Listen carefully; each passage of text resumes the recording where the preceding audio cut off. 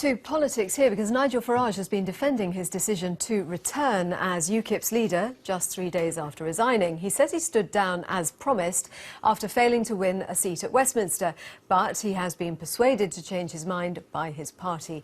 He's been speaking to our political correspondent Alex Forsyth, and it seems even he can't quite believe what's happened. For the tape, can you introduce yourself? Nigel Farage, leader of UKIP. So you are leader of UKIP. Yeah. You resigned 3 days ago. Now you're back in post as leader of UKIP. Doesn't that make a mockery of your resignation?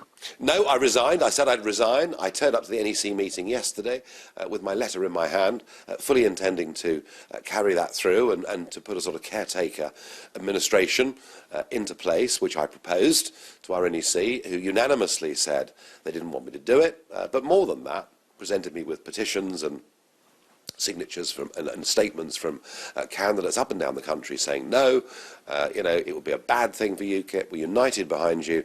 And actually, ironically, Nigel, the one thing you've spent your whole career in politics trying to do, namely to get an EU referendum, now that we have a Conservative government, it's happening. It's beginning already. And so I left the meeting and went and sat in a darkened room to think about what to do, and decided, for the interest of the party, but particularly as this referendum campaign is starting, that I would accept their kind offer for me to stay and tear up the letter.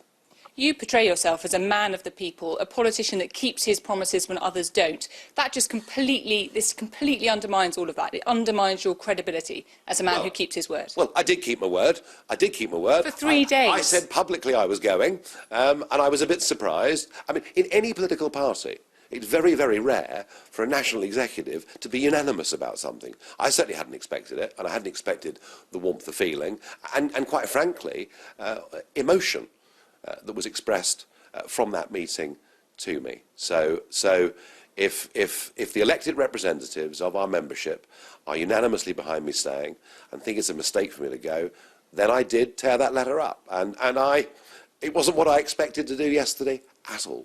You've constantly said that UKIP isn't a one-man band, that there are others in the party that can take on the role. Well, this just disproves all of that.